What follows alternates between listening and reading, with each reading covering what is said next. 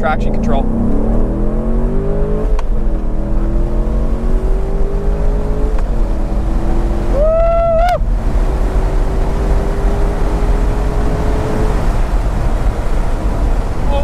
That was fast.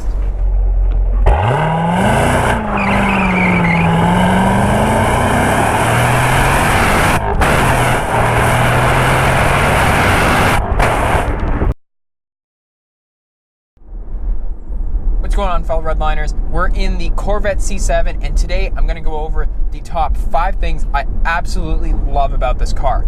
So we'll start with number 1, and that's the fact that it's offered in a manual transmission. It's offered in manual transmission both in the normal Stingray, in the Grand Sport, and in the Z06, which is absolutely amazing. You gotta applaud Chevy for sticking to it and not just going with either, you know, their 8-speed auto or maybe even investing in a dual clutch to replace the manual with. I really like the fact that they're keeping the sports car with a manual transmission. And yes, it's not as fast as proper dual clutch is, but the engagement and the fun that you have with this car is unreal. I have the rev match downshift feature turned off right now, so what I'm going to do is do a couple of quick rev match downshifts and let you guys hear what it sounds like. So here's 4 to 3 low RPMs. That was 2, and here's 1. Unreal, man. It's so silky smooth. This transmission is amazing, and I really love it for that. Here's a quick pull too.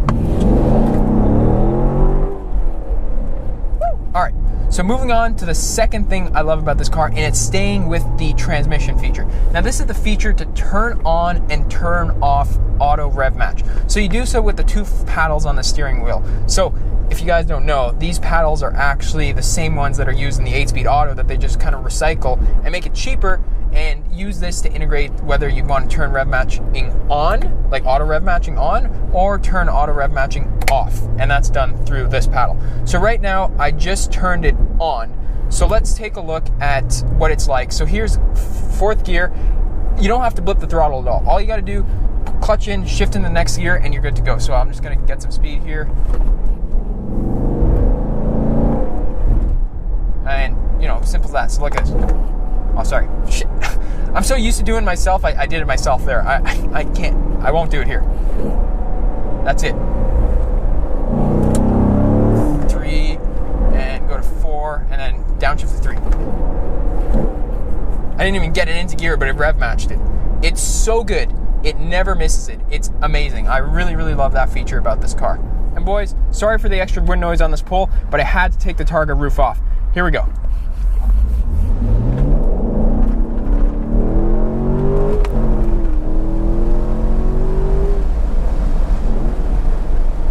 So, the third thing I love the most about this car is the fact that you can cruise around topless. I love the fact that you can have the Targa off in this car and just cruise around, drive spiritedly, and do whatever you like with the Targa roof off. It just makes the exhaust sound better, and I mean louder. I mean, because you can hear it, and it just gives you a more open air experience. I mean, I have the windows up right now just because I'm mic'd up and I don't want you guys to hear the whole time.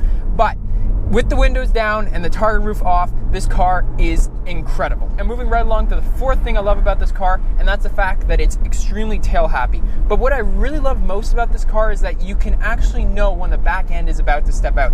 You can feel it in the way that the car is designed. It's just that when you're starting to slip and about to become tail happy, you can feel that it's right on the edge, and it's not just going straight, and then boom, instant tail, tail goes out and you spin around and hit something. No, it's very progressive, very controllable, and you can really feel the car moving and about to enter that power slide. And just, to add to that, it's extremely easy to correct the power slide too. So here's another pull, because why not?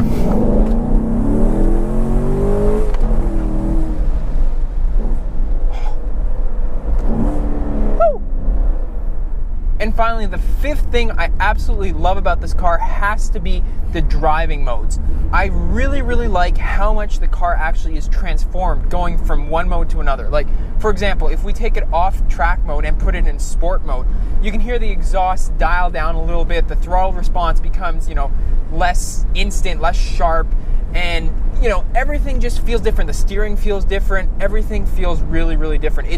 It's like one that was developed for a much more expensive car, but implemented perfectly on a very, practical car. I think this car was probably like 60, 65 grand. It's a base model with no options. So I think you can probably pull one of these off the lot brand new for around 60 grand.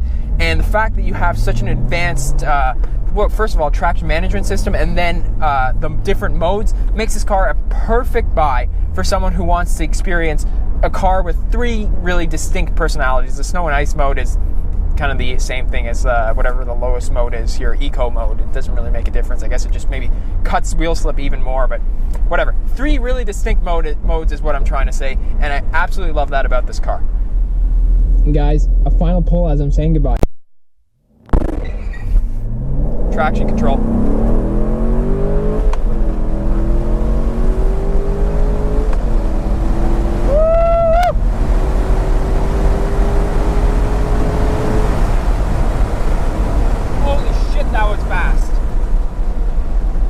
Anyways, guys, if you enjoyed this video, please give this video a thumbs up, and I'll see you guys next video. Take care. Bye-bye.